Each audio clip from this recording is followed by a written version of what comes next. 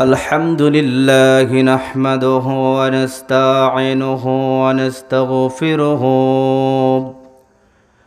ونؤمن به ونتوكل عليه ونعوذ بالله من شرور أنفسنا ومن سيئات أعمالنا من يهده الله فلا مضل له ومن يضلله فلا هادي له ونشهد أن لا إله إلا الله وحده لا شريك له ونشهد أن محمدًا عبده ورسوله الذي أرسله بالحق بشيرا ونذيرا وداعيا إلى الله بإذنه وسراجا منيرا أما بعد فإن خير الحديث كتاب الله وخير الهدي هدي محمد صلى الله عليه وسلم وشر الأمور محدثاتها وكل محدثة بدعة وكل بدعة ضلالة وكل ضلالة في النار أعوذ بالله من الشيطان الرجيم بسم الله الرحمن الرحيم كل نفس ذائقة الموت وقال تعالى في كلامه المجيد وفرقانه الحميد واعبدوا الله ولا تشركوا به شيئا وبالوالدين إحسانا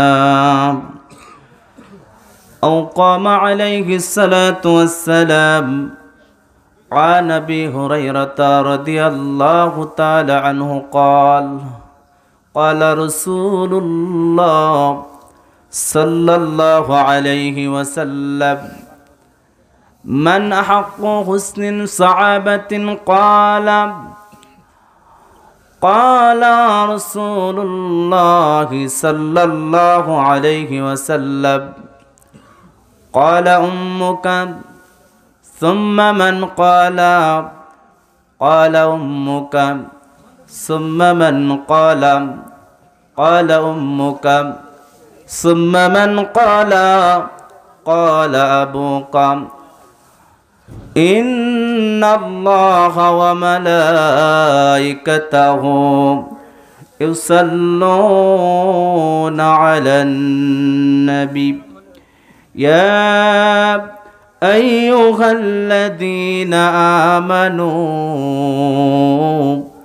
صلوا عليه وسلموا تسليما সম্মানিত উপস্থিতি দিনী ভাইরা নামাজের মধ্যে আমরা যে দুরূদ পাঠ করি দুরূদ ইব্রাহিম সকলেই পড়ছি আল্লাহুম্মা সাল্লি আলা মুহাম্মাদ ওয়া আলা আলি মুহাম্মাদ كما صليت على إبراهيم إبراهيم وعلى آل إبراهيم إنك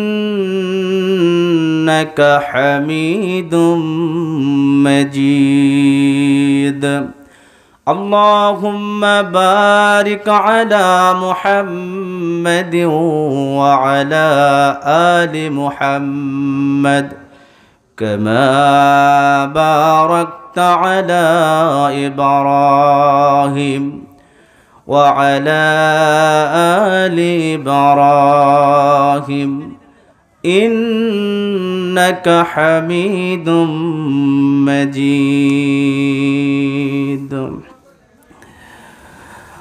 রঙিন এই পৃথিবী সারিতে হইবে রঙিন এই পৃথিবী সারিতে হইবে সাদের এই দেহ মাটিতে খাইবে সঙ্গ হবে জিন্দিগানি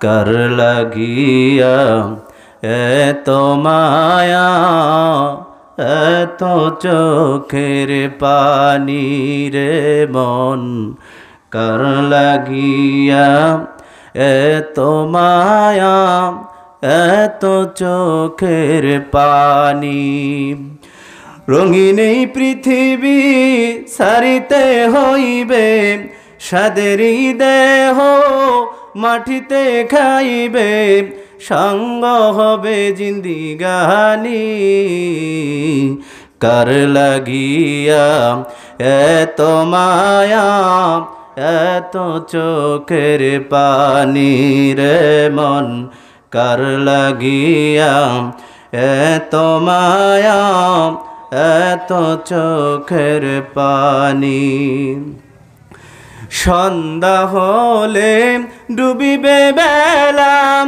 সঙ্গ হবে ভবেরি মেলাম সন্ধ্যা হলে ডুবিবে বেলাম সঙ্গ হবে ভবেরি মেলাম কেউ বা দিবে আখেরি গোসল কেউ বা দিবে আখেরি গোসল কেউ বায়ান বিয়া তোর দানি কার লাগিয়া এত মায়া এত চোখের পানি রে মন কার লাগিয়া এত মায়া এত চোখের পানি এত সাদের বাড়ি গাড়ি এত সাদের বাড়ি তোমার নিমিষেই হবে যে চোরমার ঠিক কিনা এত সাদের বাড়ি তোমার নিমিষেই হবে যে চোরমার কেউ বা কাঁদবে মামা বলে কেউ বা কাঁদবে মামা বলে সারা তো দিবে না জননী কার লাগিয়া এত মায়া এত চোখের পানি রে মন কার লাগিয়া এত মায়া এত চোখের পানি আমার সাথে জোরে সোরে একটা তাকবীর দিতে পারবেন না লিল্লাহ তাকবীর হলো না সবাই বলে নাই আমি দেখছি এই এলাকার মানুষকে জানিয়ে দিতে হবে আমরা কিছু মানুষ এখানে আছি তাকবীর দিলে একজন পালিয়ে যায় নাম বলে দিব এই এলাকায় আছে কে শয়তান শয়তানকে কি আপনাদের সাথে রাখবেন শয়তান তিন জায়গায় কাজ করে বলবো এক নাম্বার হচ্ছে এরকম জান্নাতের বাগানে ফাঁকা জায়গার মধ্যে বসে আপনাকে খালি খুঁচাবে এই এখান থেকে চল জায়গা এটা হলো এক জায়গা দুই নাম্বার হলো স্বামী স্ত্রী দুইজনের মধ্যে যদি ফাঁকা রাইকা জায়গায় ঘুমান ওই জায়গায় যায় শয়তান দুজনের ভিতরে ওসহাসা দেয় কয় তুই জানিস তোর স্বামী এরকম, আর স্বামীকে বলি তুই জানিস তুই যখন বাড়ির থেকে যাস তোর স্ত্রী এরকম। এই শয়তান এভাবে মানুষকে ধোঁকা দেয়। সম্মানিত, হ্যাঁ, আল্লাহু আকবার, আল্লাহু আকবার। এই 500 টাকা গজল শুনে দিন, আলহামদুলিল্লাহ সুম্মা আলহামদুলিল্লাহ। বলছিলাম তাহলে শয়তানকে আমরা খুশি করতে চাই না। আমার একেবারেই সময় লিমিট, একটা নির্ধারিত সময় আমাকে বেঁধে দেওয়া হয়েছে। আমি আমার সময়ের 1 মিনিটও বেশি যাব না, কারণ মুমিনের কথা এবং কাজ এক থাকবে, সে হচ্ছে মুমিন। কর্তৃপক্ষ আমাকে দায়িত্ব দিলেন এতটুকু সময়ের মধ্যে শেষ করতে, আর আমি শেষ করে দিচ্ছি বলে বলে আরো 10 মিনিট নষ্ট করে দিব। কর্তৃপক্ষ আমাকে আর ভালো চোখে দেখবে না, এজন্য আমি আমার সময় শেষ করবো ইনশাআল্লাহ। তাহলে দেখা যাক, আর 2টা তাকবীর হবে। আমি আপনাদের কিছু কথা বলি নেই।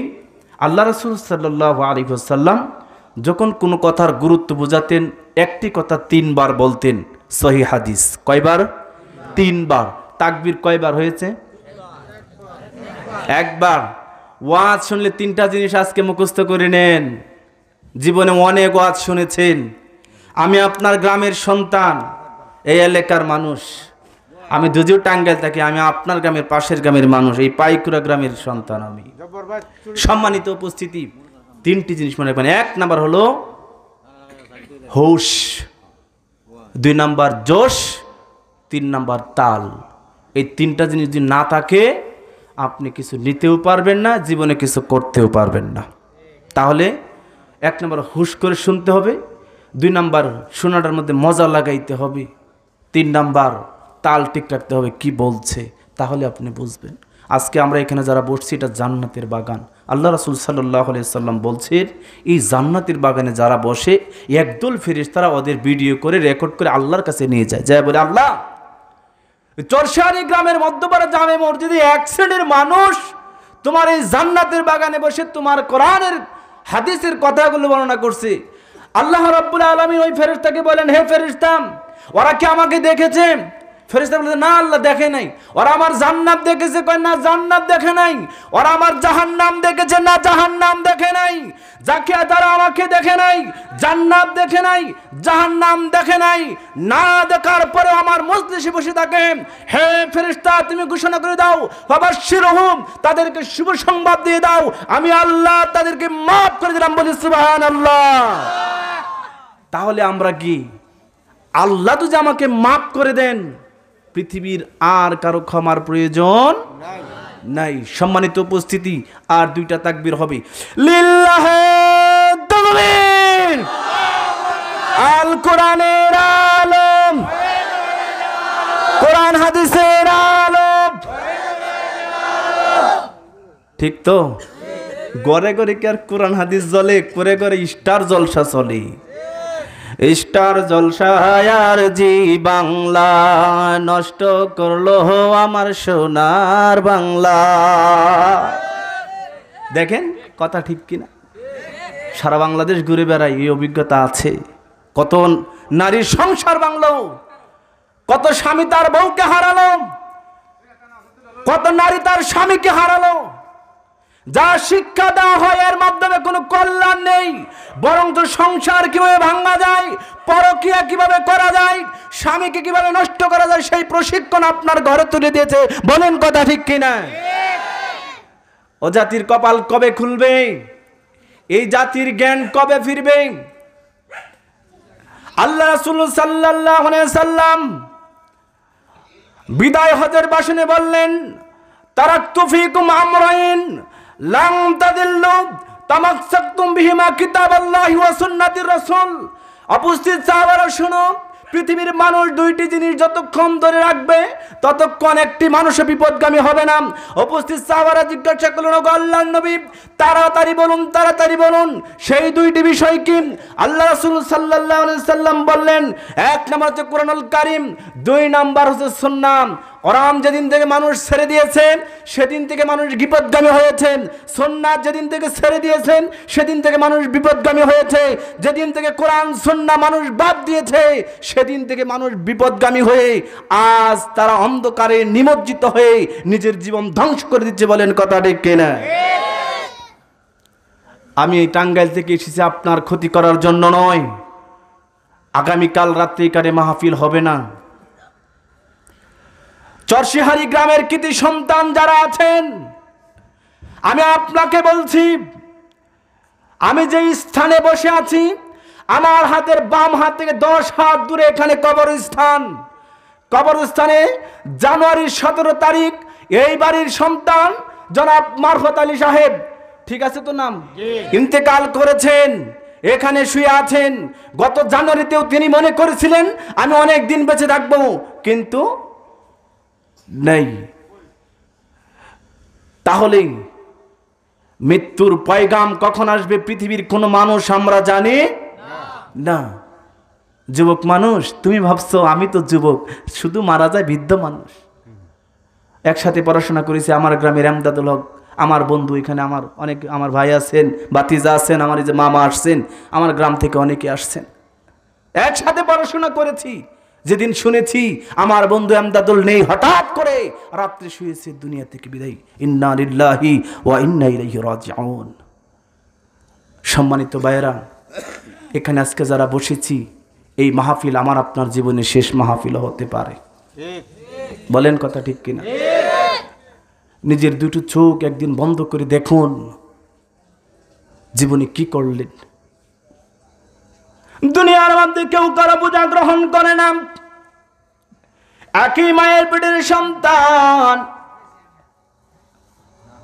এক ভাই অপরাধ করেছে, আর এক ভাই অপরাধের বোঝা নিতে চায় না, বলে না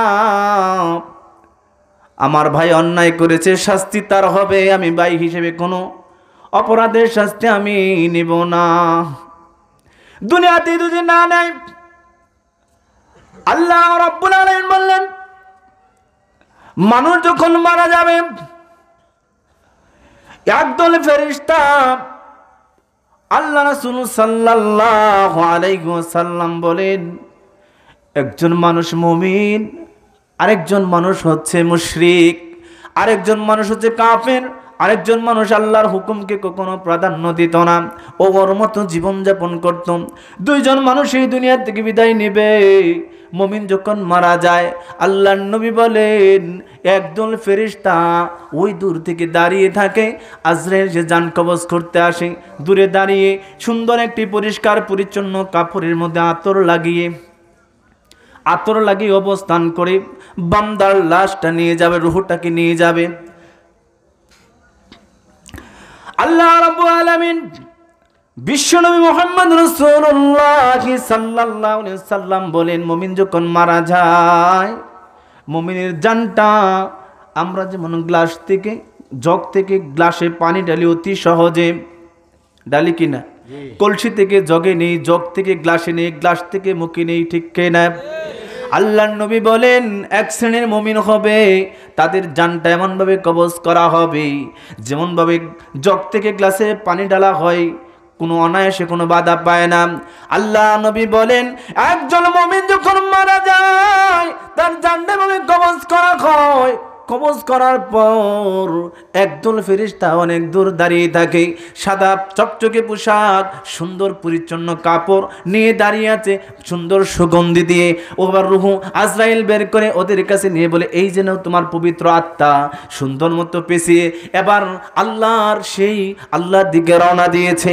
এবার উপস্থিত ফেরেশতারা, প্রথম আসমানে ফেরেশতারা, দ্বিতীয় আসমানে ফেরেশতারা পর্যায়ক্রমে সবাই জিজ্ঞাসা করে এটা কার লাশ? তখন বলে ওটা অমুক গ্রামের সন্তান, অমুকের সন্তান, তার লাশ আমরা নিয়ে যাচ্ছি। সবাই বলে আল্লাহুম্মা গফির লাহুম, আল্লাহুম্মা গফির লাহুম, আল্লাহ ওই ব্যক্তিকে তুমি মাফ করে দাও, ক্ষমা করে দাও। সম্মানিত ভাইরা, ওই ব্যক্তিকে তুমি মাফ করে দাও। ফেরেশতারা দোয়া করে, ফেরেশতারা দোয়া করে আল্লাহ ওই মুখটাকে তুমি মাফ করে দাও, আল্লাহর কাছে নিয়ে যায়। আল্লাহ এবার বলে ঠিক আছে ওরে কবরে ঘুম পাড়িয়ে দাও। কবরে সে এমন ভাবে ঘুমিয়ে যায় কিয়ামত সংঘটিত আগ পর্যন্ত আল্লাহ রব্বুল আলামিন কবরে এমন ঘুম দিয়ে দিবেন, কবরটার সাথে জান্নাতের সম্পর্ক করে দিবেন। জান্নাতের আলো বাতাস, জান্নাতের সুঘ্রাণ কবরে শুয়ে শুয়ে বলি না সুবহানাল্লাহ। আল্লাহ নবী বলেছেন এটা একটা ভালো মানুষের, একটা পবিত্র আত্মার ঘটনা শুনলেন, পরক্ষণই শুনেন আমাদের সমাজে দুই শ্রেণীর মানুষ মারা যায়। একজন মানুষ মারা গেলে বলে কি, লোকটা মারা গেছে খুব ভালো হয়েছে, খুব সমাজটাকে জ্বালাই গেছিল, বলে কি না আপনাদের? আরেকজন মারা গেছে আফসোস করে বলে কি হারালাম, কি হারালাম। ভালো মানুষের কথা শুনলেন, কবরে ঘুম পাড়িয়ে দিল, জান্নাতের সুঘ্রাণ বাতাস কবরে জয়েন্ট হয়ে গেল। আল্লাহর নবী বলেন এবার পরক্ষণে আরেকজন মানুষ মারা গেল, কোনদিন আল্লাহর হুকুম হাকামকে গুরুত্ব দেয় নাই, কোরআন সুন্নাহ মানে নাই, কোরআন হাদিসের কথা দাঁড়ে নাই। কোরআন হাদিসের কথা শুনলে মনে করতো আমার বিরুদ্ধে লাগছে। ও মারা যখন গেছে, আবার আল্লাহ রাব্বুল আলামিন আজরাইলকে পাঠিয়ে দিয়েছেন, ও তার নামে আজরাইল আল্লাহ তাআলার হুকুম হইলে বান্দার সামনে হাজির, সামনে হাজির, জান কবজ করিবে সে তো রেখাই দিবে না। কেন রে ভাই মরণ কথা স্মরণ করো না, ঠিক কিনা বলেন? আল্লাহ রাসূল সাল্লাল্লাহু আলাইহি সাল্লাম বললেন, একজন সাহাবী দাঁড়িয়ে গেল, ওগো আল্লাহর নবী, মানুষের মধ্যে সবচেয়ে বুদ্ধিমান চালাক কোন ব্যক্তি নবী আপনি বলুন? আল্লাহর নবী বললেন, সাহাবারা শোনো, তোমাদের মধ্যে সবচেয়ে উত্তম এবং চালাক বুদ্ধিমান মানুষ তো সেই যে মানুষ মৃত্যুকে নিয়ে বেশি ভাবে। যখন ওই মৃত্যুর কথা ভাবে, কবরস্থানের কাছে যায়, দাদা মারা গেছে, দাদা কত আদরণা করত, মা মারা গেছে, মা কত আদরণা করত, বাবা মারা গেছে, বাবা কত কষ্টের টাকা, কত কষ্ট করে আমাদের মানুষ করেছে। এই স্মৃতিগুলো যখন মনে পড়ে, সন্তানের বুকটা ছিঁড়ে ফেটে যায়। বাবার স্মৃতি মনে করে কবরস্থানের কাছে দাঁড়াইয়া আল্লাহর কাছে বলে, আল্লাহ এই দোয়াটা কোরআনে কোট করে দিলেন, আল্লাহ রাব্বুল আলামিন ওয়াখাযা রাব্বুকা আল্লা তা'বুদু ইল্লা ইয়্যাহু ওয়া বিল ওয়ালিদাইনি ইহসানা।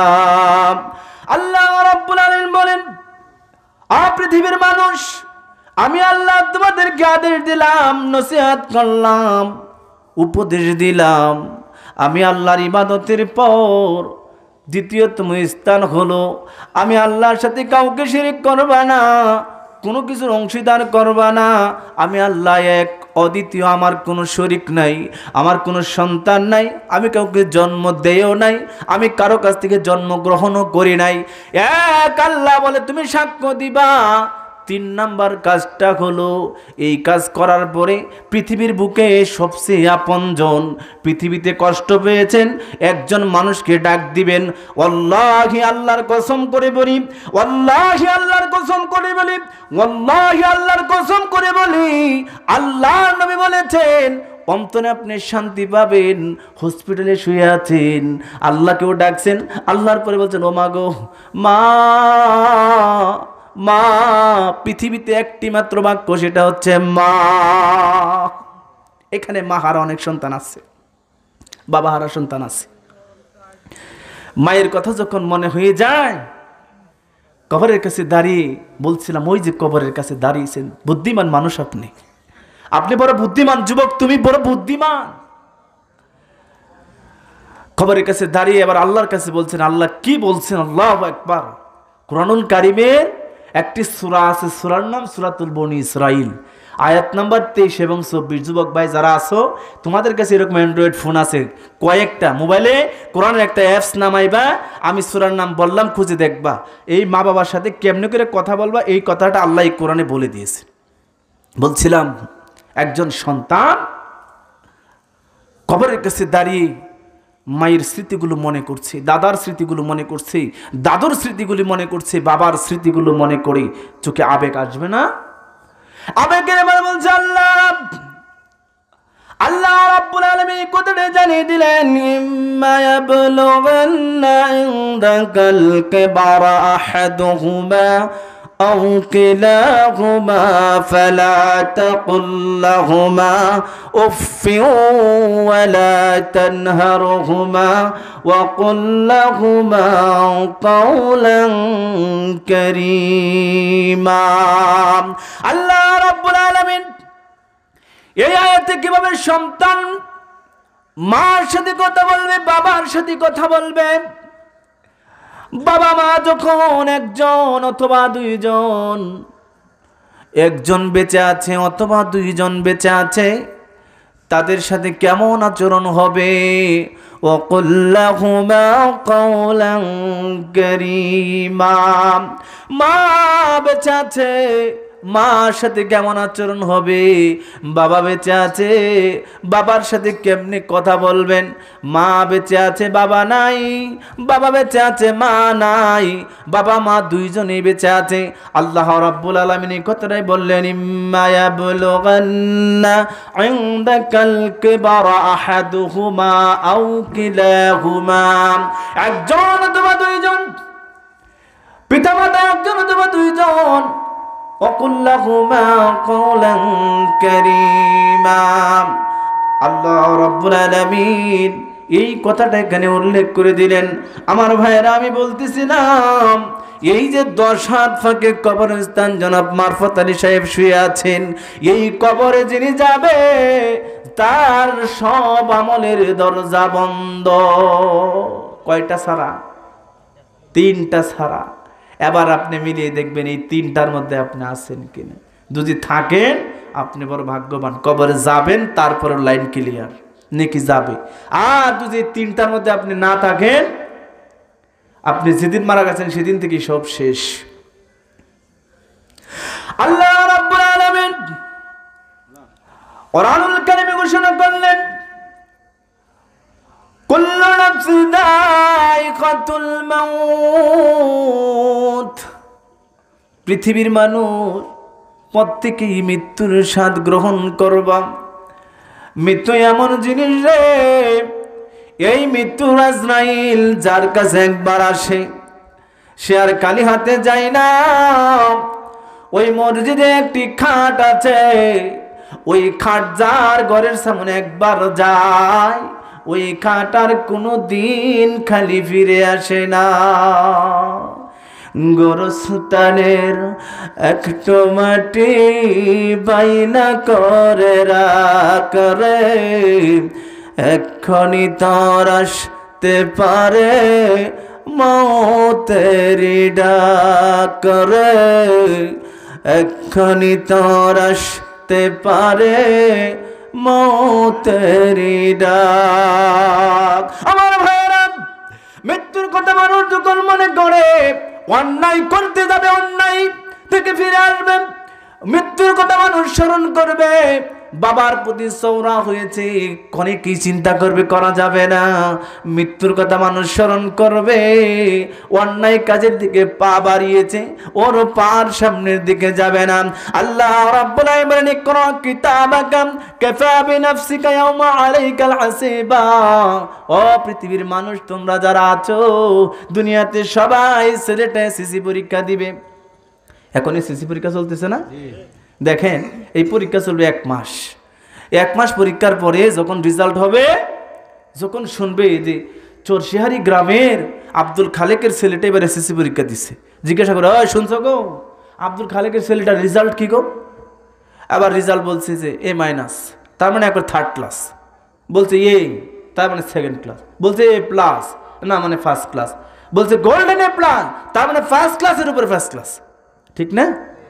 আচ্ছা, এটা হলো আমল নামা। আল্লাহ রাব্বুল আলামিন বান্দার আমল নামা বান্দার হাতে এরকম ভাবে দিবে, আপনি এভাবে আপনি দেখতে পারবেন। আপনি এই কথাটা কোথায় পাবেন? সূরা বনী ইসরাঈলের 14 নম্বর আয়াত। বাড়িতে যে খুলবেন, আল্লাহ রাব্বুল আলামিন সুন্দর করে বলে দিয়েছেন, ইকরা, পড়ো, ইকরা, পড়ো। আমরা বলি না বাচ্চাদের, এই সারা পড়, পড়াতে বসে আছিস? আল্লাহ নিজে বলছেন, ইকরা, পড়ো। ইকরা কিতাবাকা, তোমার আমলনামা, তোমার খাতা, কাফা বিনাফসিকা আল-ইয়াওমা আলাইকাল হাসিবা, আজকে হিসাব গ্রহণ তুমি নিজে যথেষ্ট। এই যে তোমার আমলনামায় লেখা আছে তুমি কোন দিন কি পাপ করেছো, কোন দিন কি অন্যায় করেছো, পবিত্র মুখ দিয়ে কয়দিন মানুষকে অশালীন ভাষায় গালি দিয়েছো। এই মুখ তো আমি পবিত্র করে দিয়েছিলাম, মায়ের গর্ভে ছিল, আমি ইচ্ছে করলে তোমার মায়ের গর্ভে তোমার মুখ দিয়ে পচা রক্ত দিতে পারতাম। আমি আল্লাহ রাব্বুল আলামিন তোমাকে মুখ দিয়ে খাওয়াই নাই, নাক দিয়ে খাওয়াই নাই। আমি আল্লাহ রাব্বুল আলামিন মায়ের মাসিকের রক্তটা আমি তোমার নাভির সাথে জয়েন্ট করে দিয়ে নাভি দিয়ে আমি আল্লাহ তোমাকে বাঁচাইছি। আর সেই মুখটা পবিত্র মুখ দিয়ে তুমি কতজনকে অপবিত্র ভাষায় গালি দিয়েছো। তুমি হয়তো ভাবছো আমি গালি দিয়েছি, পৃথিবীর কেউ জানে না। জানেন কে? আল্লাহ জানেন। বিশ্বাস হয়? বনি ইসরাইলের 14 নম্বর আয়াত আজকেই যে বাড়িতে খুলবেন, যুবক ভাই তোমরা যারা আছো তোমরা খুলবা, বাবারা যারা আছেন কোরআন খুলবেন, অর্থ সহ কোরআন পড়ে বুঝবেন। কেন কোরআন পড়েন না? পারেন না? পৃথিবীর সব বুঝেন, আপনি এইটা বুঝেন না? লাভ ক্ষতি সব বুঝেন। ছোট্ট একটি কথা বলি, আমরা অনেক চালাক মানুষ। আপনাদের এলাকায় 1 কেজি বেগুনের দাম কত? 80 টাকা। আমাদের টাঙ্গাইলে আরো বেশি, 100 টাকা। বেগুনের জন্য আমাদের ময়মনসিংহ বিখ্যাত। আলহামদুলিল্লাহ, সুবহান আলহামদুলিল্লাহ। 1 কেজি বেগুন কিনতে যায় একজন ভাই, ধরেন এখানে আপনারা একজন গেছেন বাজারে, দোকানদার বসে আছে, বারবার বলতেছেন এই বেগুন তো পোকা হবে না, দেখো 1 কেজি বেগুনের দাম 80 টাকাতে নিমু, পোকাটা হলে কিন্তু নিমু না। কেন নেবেন না? কয় যে আমি তো একাদা জিনিস নিমু, পোকা বেগুন নিমু। তার মানে কি আপনি একটু চালাক। আপনি এখানে তো হিসাবটা খুব মিলালেন সুন্দর করে। 1 কেজি বেগুন রাত্রি রান্না করছেন, সকালে পরের দিন আর নাই, ঠিক না? এই ক্ষেত্রে আপনি এত চালাক। পরখ করে একটু ভাবেন, আপনার যে হাত আল্লাহ দিয়েছেন, এই হাত দ্বারা কতজনের ক্ষতি করেছেন পৃথিবীর কেউ জানে না। পৃথিবী না জানুক আমি তো জানি, আমি কি পাপ করেছি হায়, আমার পাপের করলে বিচার, বাঁচার আমার নাই উপায়। দয়াময় প্রভু মাফ করো আমায়, মাফ করো আমায়। বলেন ঠিক কিনা? পৃথিবীর কেউ জানে না আমি কি পাপ করছি, আমি জানি, আর কে জানে? আল্লাহ। আমার ভাইয়েরা, আলোচনার বিষয় হচ্ছে মৃত্যু এবং পিতামাতা। আল্লাহ রাব্বুল আলামিন আমিরুল মুমিনিন ওসমান রাদিয়াল্লাহু তাআলা আনহু বলেন, খায়রুকুম মান তাআল্লামাল কুরআনা ওয়া আল্লামা। আল্লাহর নবী বলেন, তোমাদের মধ্যে সেই ব্যক্তি সর্বোত্তম, তোমাদের মধ্যে সেই ব্যক্তি সবচেয়ে ভালো, তোমাদের মধ্যে সেই ব্যক্তি সবচেয়ে উত্তম। আল্লাহ নবী বললেন, যে নিজে কোরআন পড়ে এবং অন্যকে পড়ায় ওই ব্যক্তি সবচেয়ে ভালো। এবার আপনি খুঁজে দেখেন এখানে যারা আছি আমাদের এই দুইটার সাথে সম্পর্ক আছে কিনা। নিজে পড়িও না, পড়াইও না। নিজে পড়ি, হয়তো কাউকে পড়াই না, কাউকে পড়াই কিন্তু নিজে পড়ি না, হয় না এরকম ভাই? তাহলে কেমনে উত্তম মানুষ হবেন? কবরের কথা একটু ভাবেন, কবরের যাত্রী যে হয়ে যাবেন, কবরের কথা একটু ভাবেন। এই কবর কাউকে ছাড় দেয় না। আল্লাহর নবী জলিল কদর একজন সাহাবী, রাসূলের একজন নয় 2 জন মেয়ে বিয়ে করেছেন, যাকে বলা হয় আমিরুল মুমিনিন যুন নুরাইন। নাম তার উসমান রাদিয়াল্লাহু তাআলা আনহু। উসমান রাদিয়াল্লাহু তাআলা আনহু সাহাবাদেরকে, সঙ্গী সাথীদেরকে নিয়ে রাস্তা দিয়ে পায়চারি করতেন।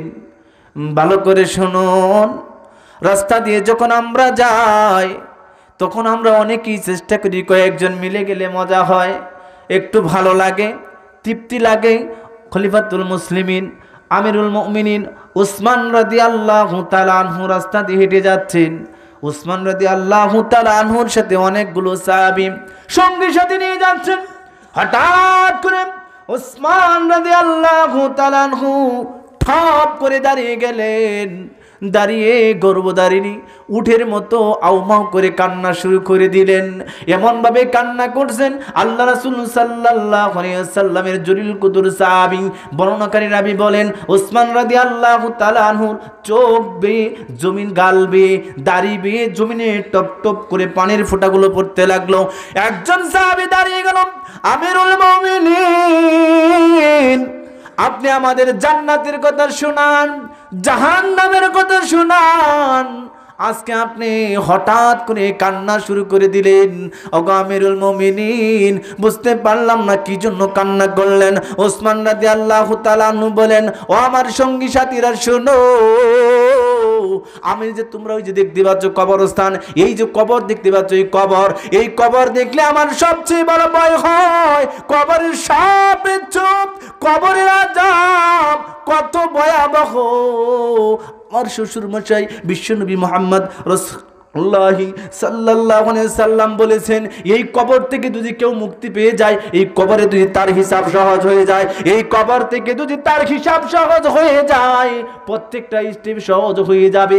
তার মানে হলো এই কবর থেকে আমি ওসমান কত সহজ মুক্তি পাবো কি পাবো না আমি জানি না, অথচ আল্লাহ রাসূল সাল্লাল্লাহু আলাইহি সাল্লাম 10 জন সাহাবীর সার্টিফিকেট হাতে ধরে দিয়েছেন। ওসমান ফিল জান্নাতি, আবু বকর জান্নাতি, ওমর জান্নাতি, আলী জান্নাতি, এরকম ভাবে 10 জন সাহাবীর নাম আল্লাহর নবী মসজিদে নববীর মধ্যে ঘোষণা করে দিলেন। এই 10 জন সাহাবীদেরকে জান্নাতের সার্টিফিকেট দিয়েছে, তোমরা জান্নাতি। সুবহানাল্লাহ। এখানে কয়জন জান্নাতের সার্টিফিকেট পাইছেন? হাত তুলেন যে হুজুর আমি জান্নাতের সার্টিফিকেট পাইছি। একজনও না। অথচ আপনি কবরের কাছ দিয়ে কতদিন যাচ্ছেন, কোনোদিন তো একটু দাঁড়াইলেন না। বাবা মারা গেছে 20 বছর, বাবার দেয়া ব্যাংকের টাকা খরচ করে খাচ্ছেন। এখনো বাড়ির দলিল বের করলে আপনার বাবার নামে দলিল, আপনার নামেও দলিল নয়। তার মানে আপনি বাবার সম্পদ খাচ্ছেন, বাবার জমিনের ফসল খাচ্ছেন। সেই বাবা মারা গেল 20 বছর, অন্ধকার প্রকোষ্ঠ কবরে শুয়ে আছে। কোনোদিন আপনার মতো কুলঙ্গার সন্তান কাছে যে কোনোদিন দুটি হাত তুলে দোয়া করতে পারলেন না। আপনি সন্তান হিসেবে অযোগ্য। কথা কি রাগ করলেন? বাবারা রাগ করলেন? আমি তো আপনার গ্রামের সন্তান। আল্লাহ রাব্বুল আলামিন পিতামাতার ব্যাপারে উপস্থিত একজন সাহাবী ধাপ করে আসলো, আল্লাহর নবী, আমি একজন সন্তান, আমার কাছ থেকে সবচেয়ে ভালো ব্যবহার কে পাবে? আমি কার সাথে সবচেয়ে ভালো কথা বলবো? মান হাক্কু হুসনিন সাহাবাতিন ক্বালা ইয়া রাসূলুল্লাহ, আমি সন্তান হিসেবে আমার কাছ থেকে সবচেয়ে পৃথিবীর মধ্যে ভালো আচরণ, নম্র আচরণ, যত ভালোর সারা ভালো, সেই ভালোটা কে পাবে? এবার দেখেন আল্লাহর নবী কি বলছেন, কথাগুলো আছেন তো আপনারা নাকি? হ্যাঁ, আল্লাহর নবী বলছেন, সাহাবী শুনো, ক্বালা উম্মুকা, তোমার মা। সাহাবী আবার বলছে, ও আল্লাহর নবী, প্রথমবার মায়ের কথা বললেন। সুম্মা মান ক্বালা, নবী গো প্রথমবার মায়ের কথা বললেন, তারপর কার সাথে আমি ভালো আচরণ করব, নম্র আচরণ করব? ভালো নম্র আচরণের বৈশিষ্ট্য আমি একটু পর বলছি, একেবারে ক্লিয়ার হয়ে যাবে। নির্দিষ্ট একটা বিষয়ের উপর কথা বলছি। আল্লাহর নবীর সাহাবী যখন দ্বিতীয়বার প্রশ্ন করলেন, আল্লাহর নবী দ্বিতীয়বার বলেন, ক্বালা উম্মুকা, তোমার মা। আল্লাহর নবীকে আবার প্রশ্ন করলাম, সুম্মা মান ক্বালা, অতঃপর নবী তারপর কে? ফাকালা উম্মুকা, নবী আবার বললেন, তোমার মা। মায়ের কথা কয়বার? একবার নয়, দুইবার নয়, 3 বার মায়ের কথা বললেন। সাহাবী আবার বললেন, ওগো আল্লাহর নবী, একবার নয়, দুইবার নয়, তিনবার মায়ের কথা আপনি বললেন। তারপর কে আবার বলুন। এবার আল্লাহর নবী বললেন সুম্মা মান ক্বালা, সাহাবী বলল নবী তাড়াতাড়ি বলুন। এবার আল্লাহর নবী বললেন সাহাবী শুনো। চতুর্থবার হলো ক্বালা আবুকা, তোমার পিতা। বাবার কথা একবার, মায়ের কথা তিনবার। বাবারা মন খারাপ করার কিছু নাই, একটু আপনাকে উদাহরণ দিয়ে যায়। মা তার মর্যাদা কেন আল্লাহর নবী তিনবার দিলেন? ও আমার এলাকার মায়েরা, আমি আপনার গ্রামের সন্তান, আমি আপনাকে বলে যাই, মা হিসেবে আপনি বড় গর্ব, মা হিসেবে আপনি বড় সফল। আপনার সন্তানকে আপনি সুশিক্ষা দিতে পেরেছেন। আল্লাহর নবী মায়ের কথা তিনবার বললেন। উপস্থিত সাহাবারা জিজ্ঞাসা করলো, আল্লাহর নবী মায়ের মর্যাদা তিনবার কারণ কি? এক নাম্বার হলো, ভালো করে শুনুন, মায়ের পেটে যখন সন্তান আসে, এখানে যারা স্বামী আছেন তারাই বলতে পারবেন, ওই মা তেমন কিছু খাইতে পারে না, খাইলেই শুধু বমি করে ফেলে দেয়, কেমন জানি গন্ধ আসে, ঘুম হয় না, নানান রকম যন্ত্রণা হয় কি হয় না? বিবাহিত যারা তারা বলেন হয় না? এটা হলো এক নাম্বার। এজন্য আল্লাহ এক ধাপ সম্মান বাড়িয়ে দিলেন। দুই নাম্বার, মা সন্তান দুনিয়াতে ভূমিষ্ঠ করার জন্য সবচেয়ে যে ব্যথার যন্ত্রণা সহ্য করে, পৃথিবীর কোনো পুরুষ যদি এই ব্যথা কিছুটা অনুধাবন করতে পারতো তাহলে হয়তো বুঝতে পারতো। আমাদের দেশে এরকম সিস্টেম নাই। মা যখন সন্তান, আমার স্ত্রী যখন সন্তান প্রসব করবে, আমি স্বামী হিসেবে সবচেয়ে ওর কাছের মানুষ, বলেন কথা ঠিক কিনা? আমাদের দেশে এই সিস্টেম নাই। বিদেশে যাবেন, বহির কান্ট্রিতে যাবেন, স্ত্রীর পাশে স্বামীকে দেওয়ার সুযোগ দেয়। স্ত্রী যখন স্বামীকে কাছে পায়, স্ত্রীর মনটা শক্তি পায়। আমার সবচেয়ে কাছের মানুষ কাছে আছে, মা আপনজন, বাবা আপনজন, কিন্তু তারপরে ওই সময়ে কিন্তু মাকে কাছে রাখার সুযোগ হয় না, শরম পায়। স্বামী কাছে থাকলে আর কোনো শরম নাই। আল্লাহ রাসূল সাল্লাল্লাহু আলাইহি ওয়াসাল্লাম, তোমার স্বামী হচ্ছে তোমার ভিতর বাহির, আর তোমার স্ত্রী হচ্ছে তোমার ভিতর বাহির। তাহলে কোনো ভেজাল আছে না? সম্মানিত মায়ের সম্মান আল্লাহ তিন ধাপ কেন বাড়িয়ে দিলেন? সন্তান প্রসব করার যে যন্ত্রণার যে কষ্ট, যে ছটপট, আমি দুই চক্ষু দিয়ে কাছে দেখেছি। আমার মনে হয় এখানে যারা আছেন কেউ বলতে পারবেন না আপনারা, এই সুযোগ হয় নাই আমাদের, কিন্তু আমার হয়েছিল। জানি না কেন আল্লাহ এই সুযোগ করে দিয়েছিল আমাকে। আর আমার স্ত্রীর তার কথা ছিল যে আমার কাছে তুমি থাকবা, সেইভাবেই ব্যবস্থা করা হয়েছিল, এই জন্য ছিলাম। তো এই যন্ত্রণা পৃথিবীর কোনো পুরুষ বুঝবে না, যার জন্য দুই ধাপ সম্মান, তিন ধাপ। এবার আসেন দেখেন আপনি মিলে কি না। মা, আপনি তো এশার সালাত পরে বাড়িতে যে খেয়েছেন, ঘুমিয়ে যাবেন, ঘুমিয়ে পড়ছেন, বিছনা সুন্দর মতো গুছিয়ে এবার ঘুমিয়ে পড়ছেন, বিছনা ভিতরে শুয়ে পড়ছেন, সন্তান এক পাশে, মা এক পাশে, আপনি এক পাশে শুয়ে পড়েছেন। আপনি নাকে তেল দিয়ে ঘুমাচ্ছেন, নাকে আপনার ডাকি, নাকের ডাকে ঘরে থাকা যাচ্ছে না। আর মা রাতে কমপক্ষে 10 বার উঠে সন্তানটাকে দুধ পান করায়। সকালে উঠে বলেন, কই গো ছেলেটা আজকে একবার কান্নাও করলো না। আসলে কি তাই? বলেন না। তার মানে হলো কি, আপনি বাবা হিসেবে সারাদিন বাহিরে ক্লান্ত হয়ে কাজ করে শুয়েছেন, আপনি দুনিয়ার কোনো খোঁজ নাই, ঘুম আর ঘুম। আর মা বেচারা এই শীতের কনকনে ঠান্ডার মধ্যে সন্তান কান্না করে, সন্তানকে দুধ পান করাতে হবে, সন্তানের জামা চেঞ্জ করে দিতে হবে, সন্তান চিৎকার দিয়ে কান্না করে, মা তার ঘুমকে হারাম করে সন্তানকে লালন পালন করে, যার জন্য মায়ের মর্যাদা আল্লাহ রাসূল সাল্লাল্লাহু আলাইহি সাল্লাম 3 গুণ বাড়িয়ে দিলেন। বলি সুবহানাল্লাহ। সম্মানিত উপস্থিতি, বলছিলাম মায়ের মর্যাদা 3 গুণ দেওয়া হলো। সন্তান, আপনারা এখানে যারা আছেন বাবারা, যুবক ভাইয়েরা, তোমাদের 3টা জিনিসের কথা বলে যাই। দেখো তোমার এই 3টা জিনিস লাগবে কিনা। যদি 3টা জিনিস লাগে তুমি একটি কাজ করতে পারো ইনশাআল্লাহ তাআলা, ওয়াল্লাহি আল্লাহর কসম করি বলি, তুমি পাবেই পাবেই পাবেই। 1 নাম্বার হলো, এখানে যারা যুবক ভাইয়েরা আছেন আপনারা চান কিনা যে আমার হায়াত বেড়ে যাক?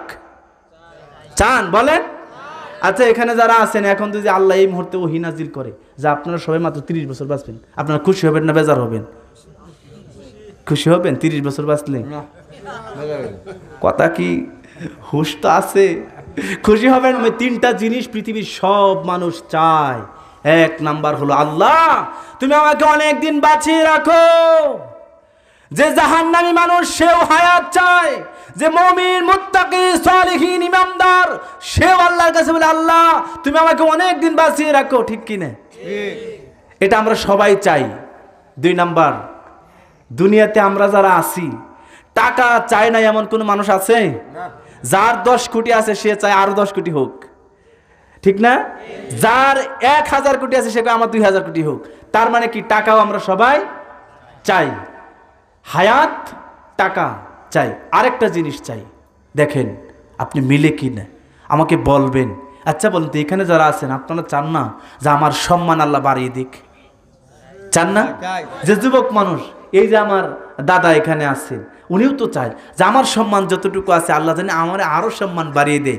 আমি তো এখন হাজার হাজার মানুষের সামনে কথা বলি, লক্ষ লক্ষ মানুষের সামনে কথা বলি, আমারও তো স্বপ্ন জাগে যে আল্লাহ ও তুইজ্জু মান তাশা ওয়া তুযিল্লু মান তাশা বিয়াদিকাল খায়র। আল্লাহ রাব্বুল আলামিন বলেছেন আমি আল্লাহ যার সম্মান বাড়িয়ে দেই পৃথিবীর কোনো মানুষ তার সম্মান ছিনিয়ে নিতে পারে না।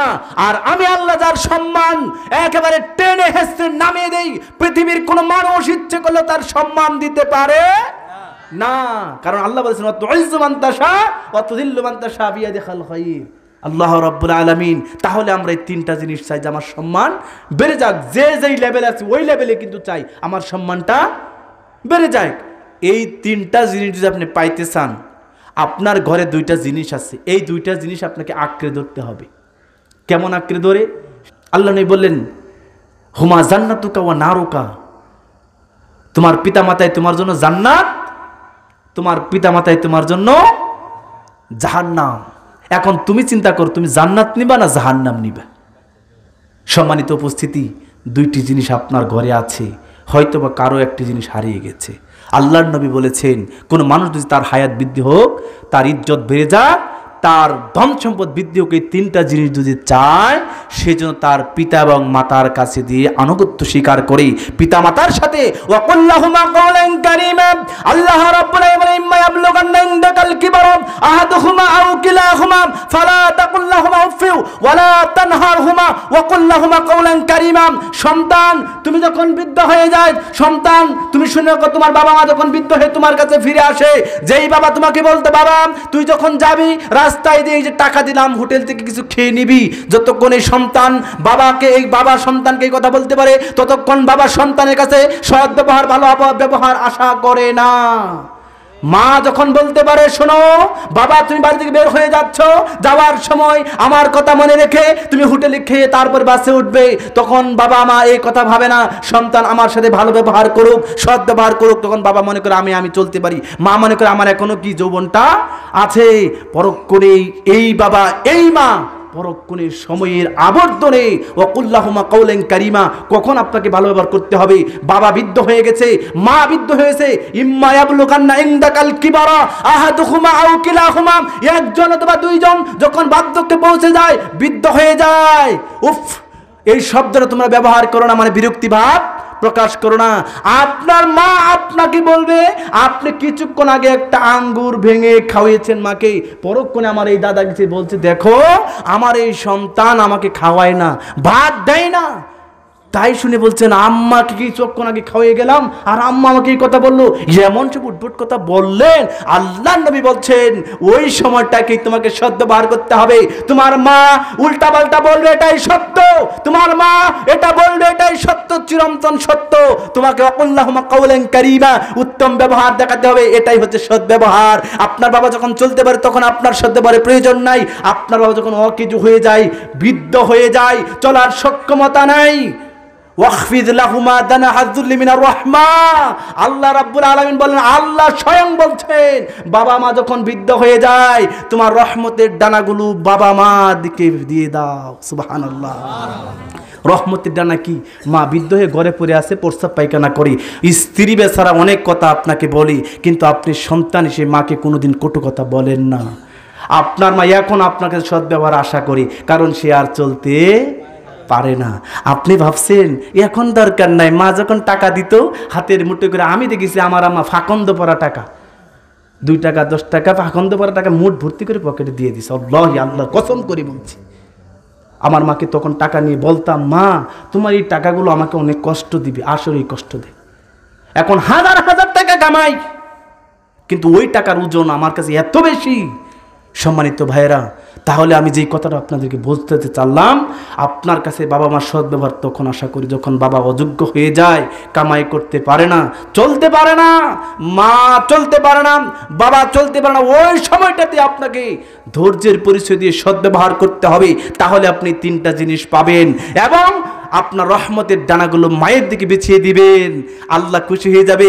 এই কাজ করার পর বাবা মা যখন মারা যাবে অথবা বেঁচে আছে, আল্লাহর কাছে দোয়া করবেন। গোটা কোরআনুল কারিমে একমাত্র কেবলমাত্র পিতা এবং মাতার জন্য আল্লাহ পার্সোনাল, একটা ব্যক্তিগত পার্সোনাল, মানে একেবারে আলাদা, এই দোয়ার সাথে কারো কাছে দোয়া অন্যটা মিলবে না। আল্লাহ একেবারে স্পষ্ট ভাষায় বলে দিয়েছেন, অরাব্বিরহামহুমা কামা রাব্বায়ানি সগীরা। সবাই পড়েন, অরাব্বিরহামহুমা কামা রাব্বায়ানি সগীরা। রব্বুল আলামিন, আমার মা আমার বাবা যেমনই ভাবে আমাকে শৈশবে ছোটকালে লালন পালন করেছে, প্রস্রাব করে দিয়েছি, পায়খানা করে দিয়েছি, হাতে একটা বল মা 10 বার হাতে দিয়েছে, 10 বার ছুঁড়ে ফেলে দিয়েছি, মা কখনো বিরক্ত হয় নাই। আর সেই মা আমার বৃদ্ধ হয়ে গেছে, বাবা বৃদ্ধ হয়ে গেছে। আল্লাহ তোমার রহমতের কুলে তুমি এমনভাবে লালন পালন করো, দুনিয়াতে বেঁচে থাকলেও করো, মারা গেলেও করো। এই দোয়া আল্লাহ শিখিয়ে দিয়েছেন। এখন প্রশ্ন হলো, আমরা সন্তান হিসেবে কয়জন মানুষ এই দোয়াটা পারি? শেষ করে দেব না, যাক আলহামদুলিল্লাহ, কয়জন আমরা পারি? আমি একটু আগে বলেছিলাম আমরা বড় চালাক, 1 কেজি বেগুন কিনতে যে 10 বার দোকান 10টি দোকান যাচাই করি। আপনি চালাক না? মানে আপনি যদি বুকাই হতেন একবার যাচাই করতেন, বলে দেও যা আছে টাকা 80টাই তো নিবে। আপনি চালাক, তার মানে কি আল্লাহ আপনাকে বিবেক দিয়েছেন, আর এই বিবেকের কারণে আল্লাহ আপনাকে বিচারের কাঠগড়ায় দাঁড় করাবেন। আল্লাহ রাব্বুল আলামিন বলছেন, কুনতুম খায়রা উম্মাতিন উখরিজাত লিন-নাস। আল্লাহ রাব্বুল আলামিন হুদাল লিন-নাস, হুদাল লিল-মুত্তাকিন, মুত্তাকিনদের জন্য হেদায়েত। হে মানব মণ্ডলী, হে মানুষেরা, কুনতুম খায়রা উম্মাতিন উখরিজাত লিন-নাস, তোমাদেরকে উত্তম জাতি, উত্তম মানুষ হিসেবে দুনিয়াতে পাঠানো হয়েছে। নিয়ে চলো আল্লাহ মানুষের তুমি, নিয়ে চলো আল্লাহ মানুষের তুমি, মানুষের পরজায় তোমারই নামেতে ওরা দুনিয়াতে জালেম সেজেছে হায়। সবার উপরে দিয়েছিলে তুমি এই মানুষের খানদানি, ওরা তারে করে অপমান হায় গজবানি লটানি। সুবুরের বাঁধ ভেঙেছে আবার, তাই তো বুঝি হায়। নিয়ে চলো আল্লাহ মানুষের তুমি, মানুষের পরজায়। সম্মানিত ভাইরা, সর্বশেষ আমি কথা শেষ দিচ্ছি। পিতামাতা যার নাই, যারা বাবাকে হারিয়েছেন, কবরে রেখে দিয়েছেন, মাকে হারিয়েছেন, আমি তো একজন বাবা হারার সন্তান। এজন্য পিতামাতার কথার দিকে তাকিয়ে